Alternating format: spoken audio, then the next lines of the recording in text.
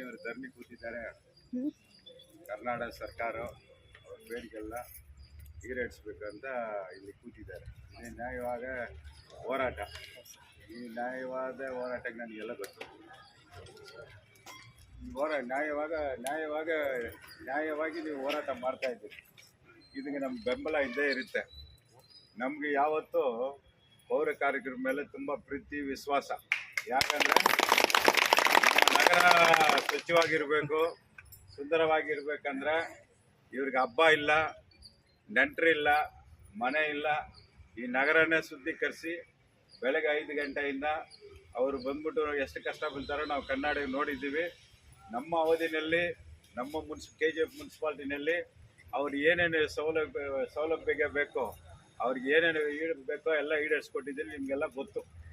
ಅದೇ ರೀತಿಯಲ್ಲಿ ಇವತ್ತು ದಿವಸ ನಾನು ಪ್ರೆಸಿಡೆಂಟ್ ಆಗಿರೋ ಟೈಮ್ನಲ್ಲಿ 3 ವರ್ಷದಲ್ಲಿ ಇಂಡಿಪೆಂಡೆಂಟ್ ಡೇ ಆಗಲಿ, ರಿಪಬ್ಲಿಕ್ ಡೇ ಆಗಲಿ, ಅದರಲ್ಲಿ ನಮ್ಮ ಪೌರ ಕಾರ್ಮಿಕರು ಹೆಜ್ಜೆ ಆಗಬೇಕು ಅಂತ ಪ್ರೇಡ್ ಎಲ್ಲ ಮಾಡಿಸಿ ಅವ್ರಿಗೆ ಗೌರವ ಸಲ್ಲಿಸಿದ್ದೀನಿ. ಆ ಥರ ಪ್ರೀತಿ ವಿಶ್ವಾಸನ ನಾವು ಯಾವತ್ತೂ ನಡೆಸ್ಕೊಳ್ತಾ ಇದ್ದೀವಿ. ಅದೇ ರೀತಿಯಲ್ಲಿ ಇವತ್ತು ಕರ್ನಾಟಕ ಸರ್ಕಾರ ಅವ್ರದ್ದು ಏನಿದೆಯೋ ನ್ಯಾಯವಾದ ಬೇಡಿಕೆಗಳು ಏನಿದೆಯೋ ಅದೆಲ್ಲ ಬಂದ್ಬಿಟ್ಟು ಈಡೇರಿಸಬೇಕು. ಎಲ್ಲ ಸರ್ಕಾರ ನೌಕರರಿಗೂ ಸೆವೆಂತ್ ಪೇ ಕಮಿಷನಲ್ಲಿ ಏನು ರೆಕಮೆಂಡ್ ಮಾಡಿದೆಯೋ ಅದೆಲ್ಲ ಬಂದ್ಬಿಟ್ಟು ಎಲ್ಲ ನೌಕರಿಗೂ ಸರ್ಕಾರ ನೌಕರು ಕೊಟ್ಟಿದ್ದಾರೆ. ನಮ್ಮ ಮುನ್ಸಿಪಾಲ್ಟಿ ನೌಕರಿಗೂ ಬಂದ್ಬಿಟ್ಟು ಸ್ಟೇಟ್ನಲ್ಲಿ ಎಲ್ಲ ಬಂದ್ಬಿಟ್ಟು ಅವರು ಹೆಚ್ಚಿಗೆ ಮಾಡಿಲ್ಲ ಸಂಬಳ. ಇದು ಅವ್ರಿಗೆ ಮಾಡೋ ಅನ್ಯಾಯ. ಅದು ನಮ್ಮ ಅವಧಿನಲ್ಲಿ ಈ ಪೌರ ಕಾರ್ಮಿಕರಿಗೆ ನಿಮಗೆಲ್ಲ ಗೊತ್ತು. ಎಷ್ಟು ಸತಿ ನಾವು ರಾಜೀವ್ ಗಾಂಧಿ ಹೌಸಿಂಗ್ ಕಮಿಟಿ ಸಂಸ್ಥೆಗೆ ನಾವು ಮೇಡಮ್ ಅವರು ಎಷ್ಟು ಸತಿ ಹೋಗಿ 9ನೇ ಮಾಡಿ ಹತ್ತಿ ಇವತ್ತು ಸುಂದರವಾದ ಒಂದು ಮನೆ 60 ಮನೆ ನಮ್ಮ ಅವಧಿನಲ್ಲಿ ನಿಮ್ಗೆ ಮಾಡಿಕೊಟ್ಟಿದ್ದೀವಿ. ನಿಜಾನೂ ಸುಳ್ಳ? 60 ಮನೆ ಸುಂದರವಾಗಿ ಕಟ್ಕೊಟ್ಟಿದ್ದೀವಿ. ಅದಕ್ಕೂ ನಾವು ತುಂಬಾ ಪ್ರಯತ್ನ ಮಾಡಿ ನಿಮ್ಗೆ ಕಟ್ಕೊಟ್ಟಿದ್ದೀವಿ. ಆದ್ಮೇಲೆ ನಾನು ಪ್ರೆಸಿಡೆಂಟ್ ಆಗಿ ಇಳಿದ ಮೇಲೆ ಕೂಡ ಇವಾಗ ನಾವು ಏನು ಸ್ಟ್ಯಾಂಡಿಂಗ್ ಕಮಿಟಿ ಪ್ರೆಸಿಡೆಂಟ್ ಆಗೋ ಟೈಮ್ನಲ್ಲಿ ನಿಮ್ಗೆಲ್ಲ ಹೊಟ್ಟೆ ತುಂಬ ಊಟ ಹಾಕಿ, ನಿಮ್ಗೆ ಬಟ್ಟೆ ಕೊಟ್ಟು, ನಿಮ್ಗೆ ಗೌರವ ಕೊಟ್ಟು ನಾನು ಆಫೀಸ್ನಲ್ಲಿ ಹೆಜ್ಜೆ ಇಟ್ಟೆ. ಆ ಥರ ವಿಶ್ವಾಸ ಇಟ್ಕೊಂಡಿದ್ದೀನಿ ನಿಮ್ಮ ಮೇಲೆ. ನಿಮ್ಮ ಬೇಡಿಕೆ ಏನಿದೆಯೋ ಅದು ಬಂದ್ಬಿಟ್ಟು ಸರ್ಕಾರ ನ್ಯಾಯವಾದ ಬೇಡಿಕೆಗಳನ್ನ ಈಡೇರಿಸಬೇಕು. ಇಲ್ಲಾಂದ್ರೆ ಎಲ್ಲರಿಗೂ ಮಾಡಿ ನಿಮ್ಗೆ ಅನ್ಯಾಯ ಮಾಡಿದ್ರೆ ನಾನು ಒಪ್ಪಲ್ಲ. ನಾನು ನಿಮ್ಮ ಪರವಾಗಿದ್ದೀವಿ, ನಮ್ಮ KGF ಜನನೂ ನಿಮ್ಮ ಪರವಾಗಿದ್ದಾರೆ, ನಮ್ಮ ಮಾಧ್ಯಮ ಮಿತ್ರರು ಕೂಡ ನಿಮ್ಗೆ ಸಪೋರ್ಟ್ ಮಾಡ್ತಾರೆ. ಅದರಿಂದ ನಿಮ್ಮದು ಜಯವಾಗಲಿ ಅಂತ ದೇವರ ಹತ್ರ ಬೇಡ್ಕೊಳ್ತೀನಿ. ಇನ್ನೊಂದು ಏನಂದ್ರಪ್ಪ, ಇವಾಗ ನಮ್ಮ ಅವಧಿನಲ್ಲಿ 32 ಜನ ನಿಮ್ಗೆಲ್ಲ ಪರ್ಮನೆಂಟ್ ಮಾಡಿಕೊಟ್ಟಿದ್ದೀವಿ. ಅದು ನನಗೆ ಹೆಮ್ಮೆಯಿಂದ ಹೇಳ್ಕೊಳ್ತೀನಿ. DC ಆಫೀಸ್ ಹತ್ರ ಎಷ್ಟು ಸತಿ ನಾನು ಮೆಟ್ಲಟ್ಟಿದ್ದೀನಿ, ಅದಕ್ಕೆ ಎಷ್ಟು ಹೋರಾಟ ಮಾಡಿದ್ದೀನಿ ಅಂತ ನಿಮ್ಗೆ ಗೊತ್ತಿಲ್ಲ ಅಂತ ಕೂಡ ನಾನು ಮಾಡಿಕೊಟ್ಟಿದ್ದೀನಿ. ಮಾಡಿಕೊಟ್ಟು ಸಂಬಳ ಕೂಡ ತಗೊಂಡಿದ್ದೀರ. ಒಂದು ಸ್ವೀಟ್ ಕೂಡ ನನಗೆ ಕೊಟ್ಟಿಲ್ಲ ನೀವು. ಅದೇ ಬೇರೆ ವಿಷಯ ಇರಲಿ. ಅದೇ ರೀತಿ ನಮ್ಮ ತಮ್ಮಂದ್ರೆಲ್ಲ ಇವತ್ತು ಇದು ಲೋಡರ್ಸ್ ಆಗಲಿ, ಡ್ರೈವರ್ಸ್ ಆಗಲಿ, ಇವತ್ತು ಬಂದು ಬೆಳಗ್ಗೆ 5 ಗಂಟೆಗೆ ಬರ್ತಾನೆ, ಗಾಡಿ ತಗೊಂಡು ಹೋಗ್ತಾನೆ. ಏನೋ ಒಂದು ಅನಾಹುತ ಆಗಬಾರ್ದು. ಏನೋ ಒಂದು ಅನಾಹುತ ಆದರೆ ಅವ್ರು ಸತ್ತೋದ್ರೆ ಅವ್ರ ಮನೆಗೆ ಬಂದ್ಬಿಟ್ಟು ಯಾವ ಪರಿಹಾರನೂ ಇಲ್ಲ ಅಂತ ಗೌರ್ಮೆಂಟ್ ಇವಾಗ ಘೋಷಣೆ ಮಾಡಿದೆ. ಅದು ತಪ್ಪು. ಈ ಪರ್ಮನೆಂಟ್ ಎಂಪ್ಲಾಯಿಗೆ ಏನಿದೆಯೋ ಅದೇ ರೀತಿ ಅವ್ರಿಗೆ ಏನಾದರೂ ಒಂದು ಅನಾಹುತ ಆದರೆ ಅವ್ರ ಮನೆಯವ್ರಿಗೆ ಬಂದ್ಬಿಟ್ಟು ಕೆಲಸ ಕೊಡಬೇಕು. ಅವ್ರಿಗೆ ಏನು ಸಹಾಯ ಮಾಡಬೇಕು ಸರ್ಕಾರದಿಂದ ಅದನ್ನು ಮಾಡಬೇಕಂತ ನಾನು ಸರ್ಕಾರನ ಬೇಡ್ಕೊಳ್ತೀನಿ. ಸರ್ಕಾರ ಬಂದ್ಬಿಟ್ಟು ಇವ್ರು ನ್ಯಾಯವಾದ ಬೇಡಿಕೆ ಇಟ್ಟು ಇವತ್ತು ಏನು ಹೋರಾಡ್ತಾ ಇದ್ದಾರೋ ಅದಕ್ಕೆಲ್ಲ ಇವರು ಸ್ವಲ್ಪ ದಯಮಾಡಿ ನಿಮ್ಮ ಕರುಣೆಯಿಂದ ನಿಮ್ಮ ಮಕ್ಕಳ ಥರ ಈ ಗೌರ್ಮೆಂಟ್ ಕೆಲಸ ಮಾಡೋರಲ್ಲ ನಿಮ್ಮ ಮಕ್ಕಳೇ ಸರ್ಕಾರಕ್ಕೆ, ಮಾನ್ಯ ಸಿದ್ದರಾಮಯ್ಯ ಅವ್ರಿಗೂ, DK ಶಿವಕುಮಾರ್ ಸಾಹೇಬ್ರಿಗೂ, ಮತ್ತು ಇದರ ಎಲ್ಲ ಸಚಿವರಿಗೂ ನಾನು ಹೇಳ್ತೀನಿ, ಇದರ ಬೇಗನೆ ಇವಾಗ 2 ದಿವಸದಿಂದ ನಮ್ಮ ಗಪ್ಪು ನಾರು ಹೋಗ್ತಾ ಇದೆ ನಮ್ಮ ನಗರ. ಇವಾಗೆಲ್ಲ ನೋಡ್ಕೊಂಡು ಬಂದೆ. ನಾವು ಜವಾಬ್ ಹೇಳೋಕ್ಕಾಗಲ್ಲ ಯಾರಿಗೂ. ಜನಗಳಿಗೆ ಬಂದ್ಬಿಟ್ಟು ಸ್ಟ್ಯಾಕ್ ಮಾಡ್ತಾರೆ. ಹಂಗಂದ್ರೆ ಅವ್ರ ಬೇಡಿಕೆ ಏನಿದೆ ಅವ್ರ ಕಷ್ಟ ಅವ್ರಿಗೆ ಗೊತ್ತು.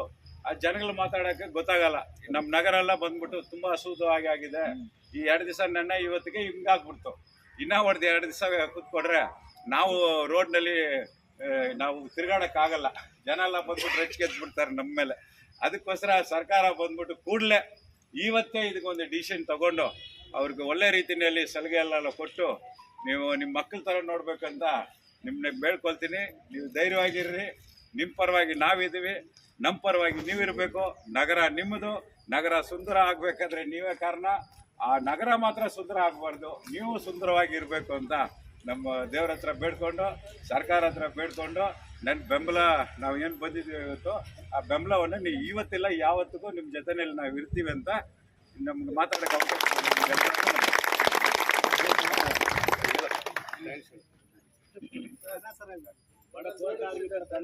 ಹೆಸರುವಾಸಿ ಆಗಿರುವ ಸ್ಥಾಯಿ ಸಂಸ್ಥೆ ಅಧ್ಯಕ್ಷರು ಹಾಗೂ ಮಾಜಿ ನಗರಸಭಾ ಅಧ್ಯಕ್ಷರಾದಂಥ ಬಲ್ಲಲ್ ಮುನ್ಸ್ವಾಮಿ ಅಣ್ಣನವರು ನಮ್ಮ ಪರವಾಗಿ ಯಾವತ್ತಿಗೂ ನಿಲ್ತೀವಿ, ನಿಮ್ಮ ನ್ಯಾಯಯುತ ಬೇಡಿಕೆಗಳು ಸರ್ಕಾರದಿಂದ ಈಡೇರಿಸಲಿ ಆದಷ್ಟು ಬೇಗ ಅಂತ ನಾನು ಕೂಡ ಸರ್ಕಾರದಲ್ಲಿ ಮಾನ್ಯ ಮುಖ್ಯಮಂತ್ರಿಗಳಿಗೂ ಹಾಗೂ ಡಿ ಕೆ ಶಿವಕುಮಾರ್ ಸರ್ ಅವ್ರಿಗೂ ಹಾಗೆ ಹಾಗೂ ಸಚಿವರಿಗೂ ಎಲ್ಲರಿಗೂ ತಿಳಿಸಿ, ಶಾಸಕರಿಗೂ ಎಲ್ಲರಿಗೂ ತಿಳಿಸಿ ನಿಮ್ಮ ಬೇಡಿಕೆಗಳು ಆದಷ್ಟು ಬೇಗ ಈಡೇರಿಸಲಿ ಅಂತ ದೇವರಲ್ಲಿ ನಾನು ಕೂಡ ಪ್ರಾರ್ಥನೆ ಮಾಡ್ತೀನಿ ಅಂತ ಹೇಳಿ ನಮ್ಮೆಲ್ಲರ ಕ್ಷೇಮ ಸಮಾಚಾರ ಎಲ್ಲ ತಿಳಿಸಿ ನೀವು ಕ್ಷೇಮವಾಗಿರಬೇಕು, ಆರೋಗ್ಯವಾಗಿರಬೇಕು, ಈ ನಗರ ಸುಂದರವಾಗಿ ಇರಲು ನೀವು ಮುಖ್ಯವಾಗಿದ್ದೀರಿ ಅಂತ ಹೇಳಿ ನಮಗೆಲ್ಲ ಅನುಕೂಲ ಮಾಡಿಕೊಟ್ಟು ಅವರು ಅಧ್ಯಕ್ಷರಾಗಿದ್ದಾಗ ನಮ್ಮ ಬಡ ಪೌರ ಕಾರ್ಮಿಕರನ್ನ ಎಲ್ಲರನ್ನು ಗಮನದಲ್ಲಿ ಇಟ್ಕೊಂಡು ಗೃಹಭಾಗ್ಯ ಯೋಜನೆ ಮತ್ತು ಎಲ್ಲ ಬರೋದು ಎಲ್ಲ ಸೌಕರ್ಯಗಳು ಮಾಡಿಕೊಟ್ಟು ನಮಗೆಲ್ಲ ಅನುಕೂಲ ಮಾಡಿಕೊಟ್ಟಿದ್ದಾರೆ.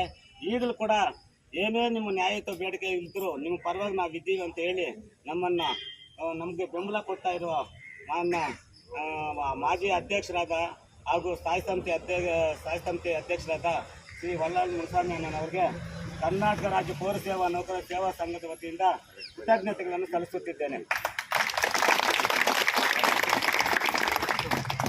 ಸಮಸ್ಯೆ ಆದರೂ ಯಾವುದೇ ಇದಾದ ತೊಂದರೆಗಳಾದರೂ ನಾವು ನಿಮ್ಮ ಜೊತೆಗೆ ಇರ್ತೀವಿ. ಸರ್ಕಾರಕ್ಕೆ ನಿಮ್ಮ ಬೇಡಿಕೆಗಳನ್ನ ಈಡೇರಿಸಲು ನಾವು ಕೂಡ ನಮ್ಮ ರಾಜ್ಯಾಧ್ಯಕ್ಷರಿಗೆ ಷಡಕ್ಷಿ ಸರ್ ಅವ್ರಿಗೆ ಮನವಿ ಮಾಡ್ತೀವಿ. ನಿಮ್ಮ ಜೊತೆಯಲ್ಲಿ ನಾವು ಇದ್ದು ನಿಮಗೆ ಎಲ್ಲ ಸಹಕಾರ ಕೊಡ್ತೀವಿ ಅಂತ ಹೇಳಿದ್ದಕ್ಕೆ ನಮ್ಮ ಕರ್ನಾಟಕ ರಾಜ್ಯ ಪೌರ ಸೇವಾ ನೌಕರ ಸೇವಾ ಸಂಘದ ವತಿಯಿಂದ ಎಲ್ಲ ನೌಕರರ ಪರವಾಗಿ ಅವ್ರಿಗೆ ಕೃತಜ್ಞತೆಗಳನ್ನು ಸಲ್ಲಿಸುತ್ತೇವೆ.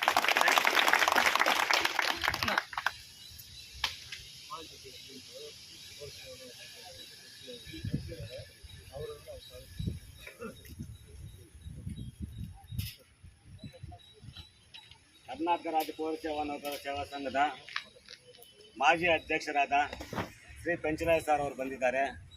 ಅವರು ಇವಾಗ ನಿವೃತ್ತಿ ಆಗಿದ್ದರು.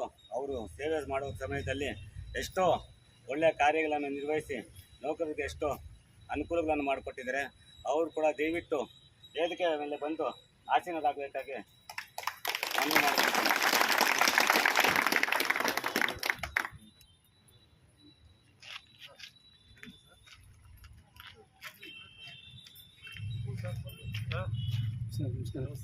ಅವತ್ತು ನಮಗೆ ಫುಲ್ ಸಪೋರ್ಟ್ ಮಾಡಿದ್ದೀವಿ.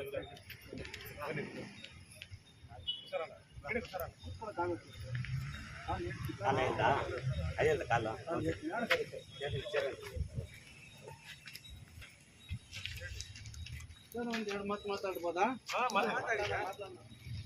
అందరికీ నమస్కారం. ಸ್ಥಾಯಿ ಸಂಸ್ಥೆ ಅಧ್ಯಕ್ಷರಿಗೆ, ಮಾನ್ಯ ಸದಸ್ಯರಿಗೆ ಅವರು 2 ರೂಪಾಯಿ ಯಾರನ್ನ ಕೊಟ್ಟು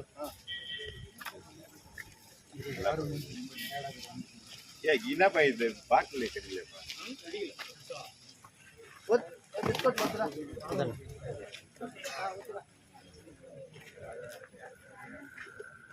ಇಬ್ಬರು ಕೊಡಿ ಒಂದು ಫೋಟೋಗೆ ಫಸ್ಟ್ ಈ ಕಡೆ ಬಂದ್ಬಿಡ ರಮಣ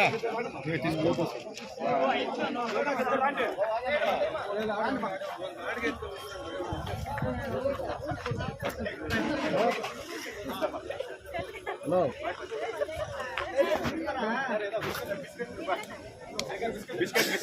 ಬಿಸ್ಕೆಟ್ ಎತ್ತಲ್ಲ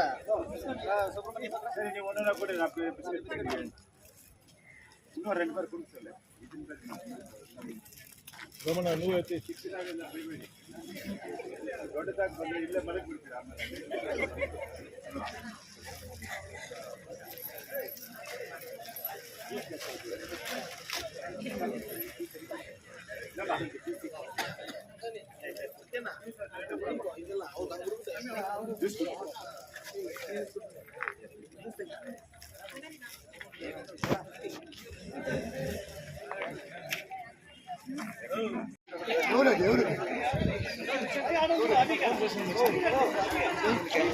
ನೀವು ತಗೊಳ್ಳಿ